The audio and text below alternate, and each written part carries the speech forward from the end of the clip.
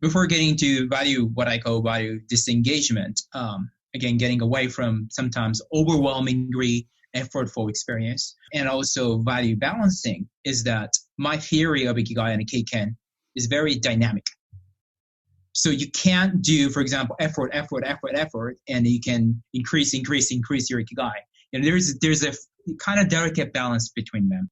That is leisure researcher and assistant professor of Alberta University, Shintaro Kono, and this is episode 4 of the Ikigai podcast. Find your Ikigai at ikigaitribe.com. Hey, it's Nick Kemp here from ikigaitribe.com with episode 4 of the Ikigai podcast. In this episode, I interview Assistant Professor Shintaro Kono of Alberta University. Dr. Kono has a PhD in sport and recreation, and his research revolves around the relationship between leisure engagement and Ikigai. I hope you enjoy this episode. In this episode, I'm speaking to Professor Shintaro Kono. And Shin, you're an associate professor at the University of Alberta in Canada in the Department of Kinesiology, Sport and Recreation. And you're also an expert in leisure behavior science. Thanks for coming on the show. Thanks, Nick, for inviting. I'm happy to join here today. Just a quick note: I'm not an associate professor; I'm an assistant professor. So that's what I'm working. That's good. That's what I'm dreaming about. Being associate professor and getting tenure and all. But it's good to hear sometimes. I'm sure you'll get there. My Thank apologies. You. No problem. So tell us a little bit about yourself. How did you go from being born and living in Japan to being an assistant professor at the University of Alberta? Sure. Well, I was born and raised in Japan for about 21 years. I did my bachelor degree in Japan at Goto Tokai University. That's the only university, I think, even now, that has a Department of Sports and Leisure Management, anything to do with the leisure specifically. And I went to my master's degree in Illinois, Champaign. That's what I did. The degree was about the recreation, sports, and tourism. And I found this supervisor, my doctoral supervisor. His name is Gordon Walker, and he retired recently. But he was working at the University of Alberta. I liked his work about their leisure and well-being and some of the cultural differences too. Hired me for a PhD, and that's how I ended up being at the University of Alberta. That's how I got here. Why did you choose leisure as your focus of study? I think one of the reasons is that when I was choosing my major, when I was a high school student, I wanted to do something that's not common, not like psychology, sociology, economics that the other people are doing. So I wanted to be unique. And at first, I wanted to do sports psychology, actually, and coaching and all that kind of stuff. And I went to this, what is called open campus. That's an event where, high schoolers can go and, kind of sample their, lecturers and professors and see if the degree is fit for you. And I did that with the Tokai, and their sports psychology was not really good fit for me because I was not a great athlete, which is a prerequisite. I was okay, but I was not great. That I happened to attend this lecture by my bachelor degree supervisor, actually, to be. His name is Dr. Jin Nishino, and he got a degree from Illinois too, PhD. But anyway, he talked about leisure and this new field, and he talked about Disney and all the sports and tourism and fancy stuff, and I got just hooked in a way and inspired. Yeah, well, it sounds like a good area to study, leisure. Fun doing lots of case studies. I see it is that we talk about many other things in life, work especially, how we can be more productive, and we can make the, quality of life better, work-life balance, if you will. But we don't really talk about leisure. We talk about leisure as in sort of like we can recover from the stress and being tired from work and get back to work. The focus here is the work. But really, I hope that we actually work, most of us at least, work, to live, not live, have leisure to work. So I'm happy to study leisure, and that's what I'm keep doing. Telling people that leisure is important. Certainly is important. So let's relate this to Ikigai, which is the subject of this podcast. So Ikigai is greatly misunderstood outside of Japan, with people believing it to be a framework of doing something that you love, that you're good at, that the world needs, and that you can get paid for. So how would you define Ikigai? Ikigai in Japanese means two things. One is the feelings that you have a life worth living. The other aspect is that contributors, something that make you feel that way. And those are things that are more, tends to be more tangible in a way, that there are activities that can be work too. It can be work, it can be hobbies though, it can be relationship, it can be your community, organization, relationship with the organization, things like that too. So there are two aspects. One is the feeling of it. The other one is the what I call sources of Ikigai. In terms of feeling, I would say this very, very central to the Ikigai is that this, what I call life affirmation, but the feeling that you have a life that's worth living. What I want to emphasize here is that it's not about, life here is not about this metaphoric idea, metaphysical idea of life as a philosophy. It's just, It's not the, how many, dozens of years. It's about daily life, that life you have now, today, or maybe this week or this month. It's usually tends to be very short term. I ask in a survey, but is this worth living?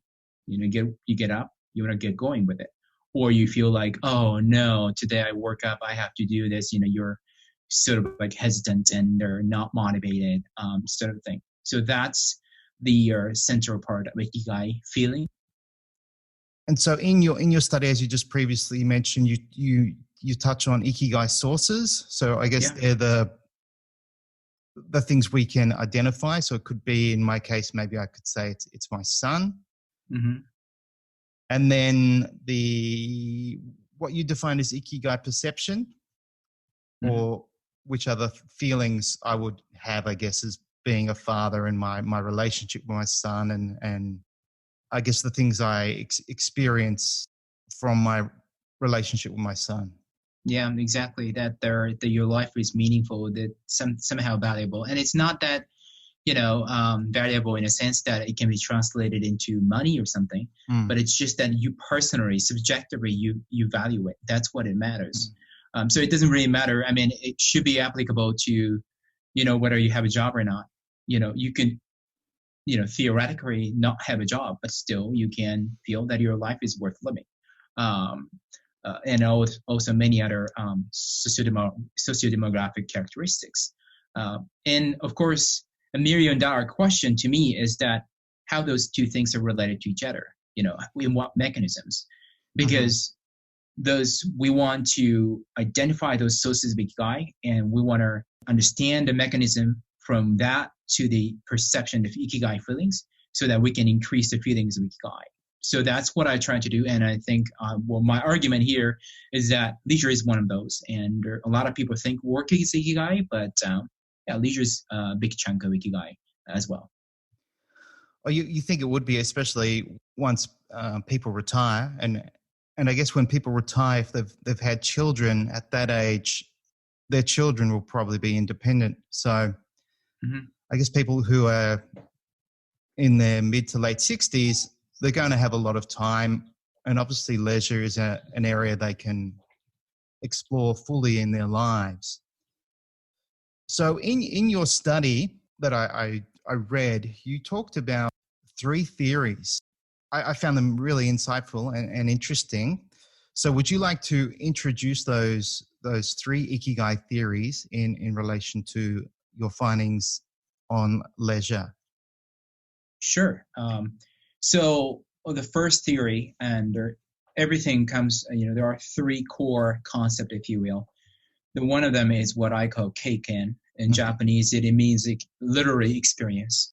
In English, I would say that it's a valued experience in a way that personally you value. And also, of course, that means that, it should be valued in a society, group and all that kind of stuff as well. We identify specifically 4 key types of experience value, and one being enjoyment or tanoshimi, in Japanese. And second is effort, making effort, or gambari in Japanese. The third is stimulation or shigeki in Japanese. It's doing something new. Yep. And the last is comfort or iyashi, feeling relaxed and being who you are and things like that.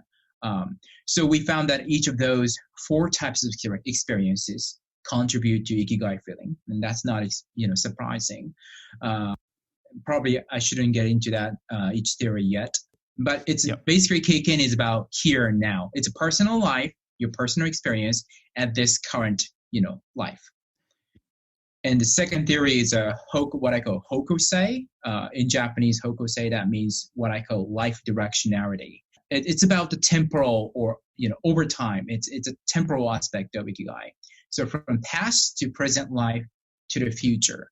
The question here is, can you make some sort of association between how past experiences contributed to who you are now and what you're doing, and then how that leads to, or how you think leads to, your future goals. And the last one is what I call ibasho, or interpersonal, authentic relationship. So it's really interpersonal dimension of our Ikigai. So now again, it begins with Keiken again. So really Keiken is the core and heart of my Ikigai theories. But in ibasho theory, basically what it's saying that, yes, it's great that you have valuable experiences. Now the question is, can you share them with close other? Maybe your case, maybe your son, for example. Can you share it with him in such a way that it basically he values it too? One way is to just include them, involve that person into the same activity, do it together. Or the other way is to tell them about what's going on in your Keiken or valued experiences, and you get the feedback. It's an indirect way of sharing anyway. So 3 theories. Keiken is about here and now, personal life. Hokosei is over time, temporal aspect. And ibasho is the sort of like interpersonal dimension of it. So I see 2 dimension, temporal, interpersonal, and really the core is a Keiken. And it's based on the more values you collect, basically, from enjoyment, effort, stimulation, comfort, arguably the better. Your Ikigai level gets higher because you have more things to ground your perception of Ikigai into it. And that leads to what I called value diversification, that you want to not to have, for example, 10 enjoyable experiences. You'd rather want to have, for example, 2 of enjoyment, 2 of effort, 2 of stimulation, 2 of comfort, so that you have 4, experience values represented in your life at a time. So that's one thing. You can do that by having different experiences totally. Like, for example, athletics do effort. Let's say you also hang out with the friends, which is enjoyment. That kind of stuff, you can do that. Another thing you can do is actually you can identify different values in one dominant experience. For example, again, athletics. Let's use an example of athletics because it's so dominant, investing a lot of time. Practicing sports can be very much effortful. Yes. But at the same time, if you think about the sports, there are some casual hanging out with their teammates and stuff like that. So you can identify some enjoyment. You can feel so much comforted and relaxed with their teammates because you spend so much time with them. But at the same time, if you, for example, travel to a new place because of a tournament, that could give you some stimulating experience as well. So that if you actually can recognize those different aspects and their different types of value in one experience, you can still maintain a high level of Ikigai, arguably, because of that diversified values. I understand. Yeah, when I was reading your dissertation, I was thinking this information is so valuable, especially things like effort and comfort. I think if we put in effort, we have a sense of satisfaction. We like familiarity. But at the same time, new stimuli adds to our life value.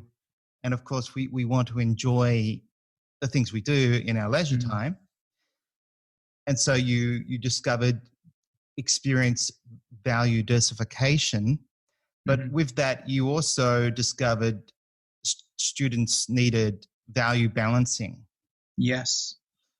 So would you like to touch on that as well? Sure. It was funny because, well, I identified after several interviews. We did basically 27 interviews in total.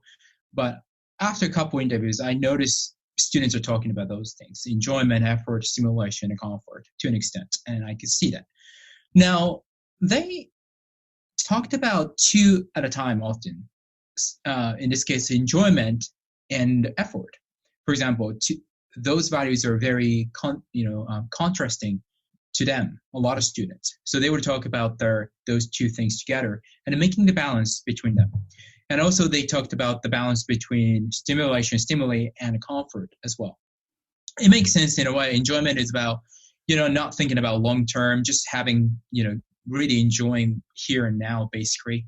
Effort being, it's a challenging, it could be stressful in a short term, but really making efforts and overcoming challenges while thinking about long term accomplishments. So it can be, you can understand how those things can be polarizing in a way. Again, stimulation is a new things, and comfort is more of an old thing, ordinary things. So that makes sense. It's kind of opposite to each other. What we discovered, and it was surprising in the case of the quantitative number-based survey study results, is that even after we take into account of the effect of those four values independently, right? Enjoyment, effort, stimulation, comfort. Even after that, those value balancing, we also measure the balance between those enjoyment, effort, and stimulation, and comfort. They also had a positive and significant impact on our Ikigai feeling. So that's significant. And the same thing goes with the value diversification. Even after we consider the independent effect of those four different types of experience value, making a balance, consciously making a balance of it, that's very important for Ikigai. I'm glad you highlighted that point. So consciously making an effort to balance those four value characteristics. When we engage in our leisure, we often don't really think about it. We just want to enjoy it, but consciously thinking about it would probably enhance the experience and our appreciation of what we're doing. Yeah. So that's the characteristic of what I mean by value engagement and valued experience in a way.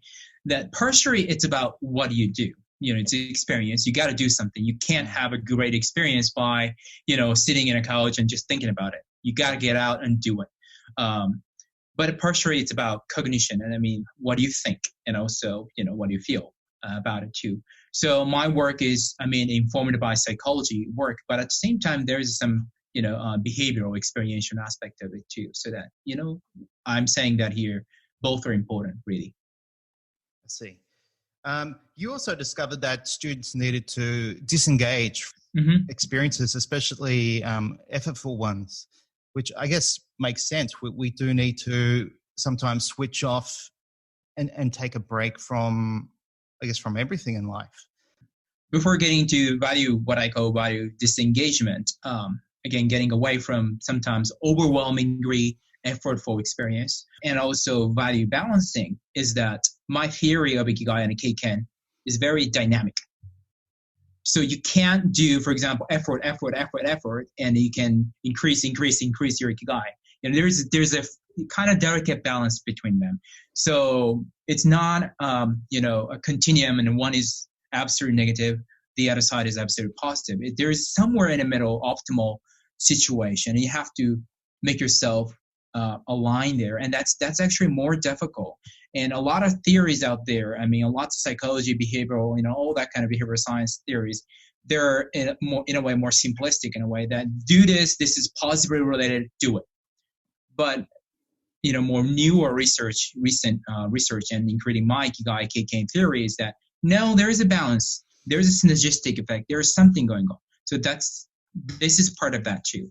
And again, just like you said, effortful experience can be just daunting.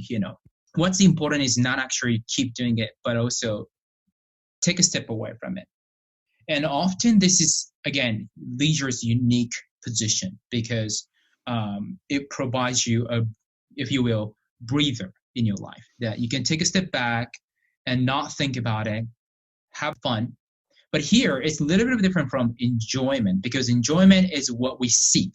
Effort becoming too much, you want to get away from it. That's the purpose. And usually you go for something, enjoyable or comforting. And now you get back to it. The point is that you have the purpose of getting back to the, challenging experience, effortful experience. It's not total escapism, if that makes sense. It does make sense. I guess it leans towards, as you just mentioned, comfort. If you disengage from effortful activities that give you purpose or leisure, taking a break from them gives you the comfort you need to obviously re-engage with them later. Exactly. Now, we briefly touched on Ikigai Perception and your Keiken theory experience identified two types. So two types of Ikigai perceptions. Could you explain those? Yep. One is what I call the most central, which is life affirmation, that your daily life is worth living. And that here life means daily life. It's not about life as an entirety, but it's about, maybe weeks or months or something. And then value here doesn't mean it's objective, monetary value, but it's about basically subjective value. And it's often based on the value of experiences that you have. The other Ikigai feeling in this Keiken theory is what I call life vibrancy. When you have lots of valuable experiences, when you wake up, what you want to do is just get out of the home as soon as possible and get to the experiences, whatever that might be. Maybe that's work, maybe that's having coffee with your friends, whatever that might be. So that, you're motivated for those experiences. And what happens is that when you have many valuable experiences, that positive motivation spilled out to the entire life. It's not just you're motivated for one particular activity or event, but that, you can identify those people that you can, in your life, you can see your friends or family member who are just so, energetic, and that you can see that things are going well in their life. And that's what we mean, that the life is surrounded by different types of experience values. It's a rich, very rich and dynamic, energetic life. And that's life vibrancy. Yes, when I read life vibrancy, I thought, man, that's such a cool term or a distinction. I think it could become almost a buzzword if you were to publish a book or something, life vibrancy. It just sounds so cool. So touching on those 2 points again, life affirmation and life vibrancy. And there were 2 conditions you discovered that I think people could immediately apply to their life to help them find Ikigai. And they were value understanding and action. Yeah. So understanding that referred to the type of experience is valuable in a given life circumstance. Yeah. And action, obviously the ability to act on opportunity for a potentially valuable experience without hesitation. So you found all these amazing key distinctions or points.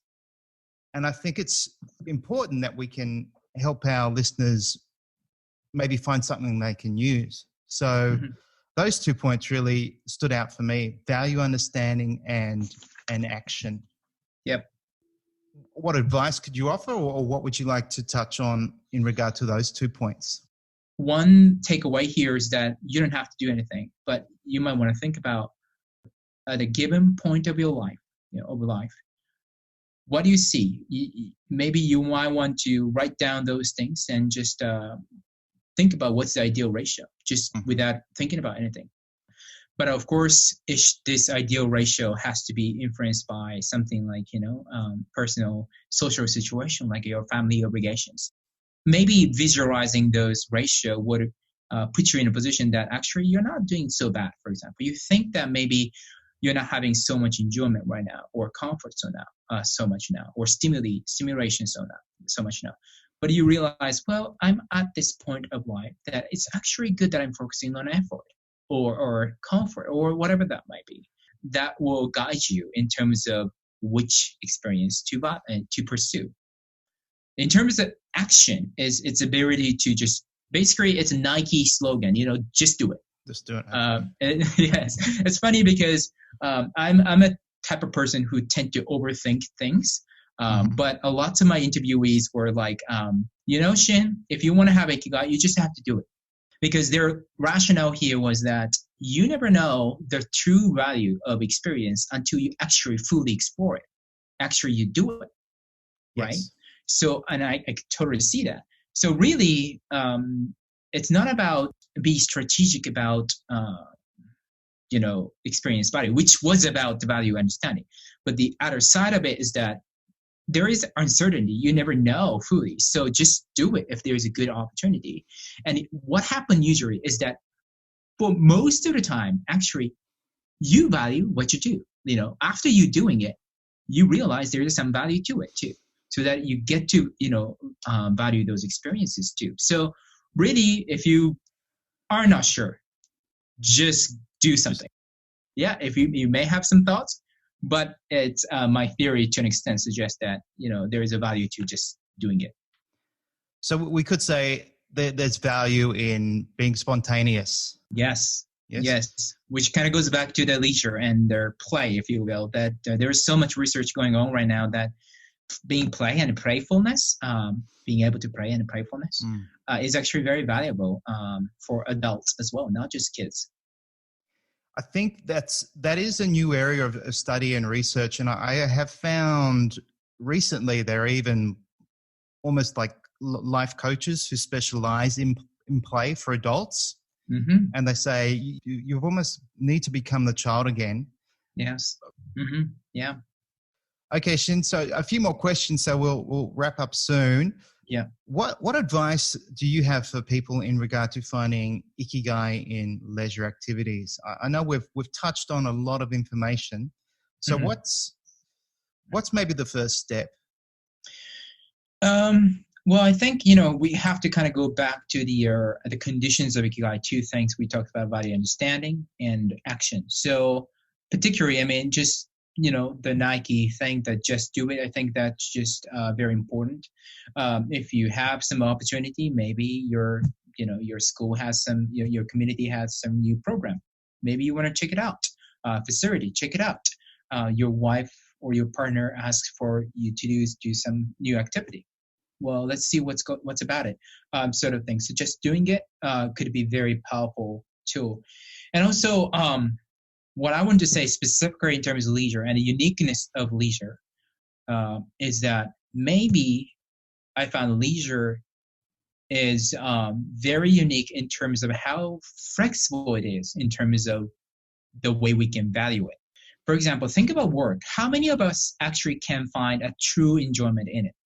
And again, making an assumption here, but if you're working at the McDonald's, can you really, really, really enjoy it? What about the stimulation? Can you get, when you're making, French fries for like hundreds of time, can you make a stimulating experience out of it, for example? But leisure is this spot in your life where you can explore many different things. Even leisure, which seems very, least effortful, a lot of people actually make a lot of efforts. Serious hobbyists, those people who collect something seriously, for example, they make tremendous efforts sometimes. Yes. So really, leisure is like card, playing cards. It's like a joker in a way that your life has other experience values, and then you identify that, oh, there's this missing, and leisure may be the area you can actually get that one, whether you're initiating a new leisure activity or tweaking, getting more serious, for example, about the existing leisure activity, whatever that might be. So I think in that way, leisure is a very interesting life domain. So I hope that people can think leisure that way, not just like, oh, it's just a leftover of my life, I will do whatever, I will watch TV, not like that. But it's actually very, very, it's the strongest card, suit in a way, the joker. So if you think that way, maybe leisure can benefit your Ikigai. Well, it sounds like leisure is perhaps the easiest and less complicated way to find Ikigai in life. Because as you mentioned, work work's complicated. Most people would struggle to find daily Ikigai in their work. Family, you probably have the most intense positive experiences with your family, but we also know that family's complicated and that there are lots of problems with family. Mm-hmm. So it sounds to me that leisure would be a great place to start to find Ikigai. Yes. So finally, what's your Ikigai? In terms of leisure, I tend to play badminton seriously recently. Oh, wow. So badminton is fun. I try to get better with it. So I make an effort. In terms of work, this being professor is really fun to me. It's enjoyable. It's what I think I feel privileged actually to be able to have a job where I can find a true enjoyment in it too. It's definitely effortful. It's also a lot of stimulating experience that I can do different things, meeting different people, doing different research. And lastly, I think in terms of comfort, it's really about the things that I do with my wife. We've been married for more than 2 years, and it's been really nice. And, just spending time with her, nothing special, talking, having dinner, cooking together and all that kind of experiences just makes me feel who I am. And that's very comforting for me. Well, it sounds like you've got a lot of Ikigai in your life. I hope so. Well, thank you so much for coming on the show. Would definitely love to have you back on the show, perhaps sometime in the future. Sounds great. Great, Shin. Thank you so much for your time today. I hope you enjoyed this episode of the Ikigai podcast. To download Ikigai worksheets, to take the Ikigai questionnaire, or to join the Ikigai tribe, please visit ikigaitribe.com.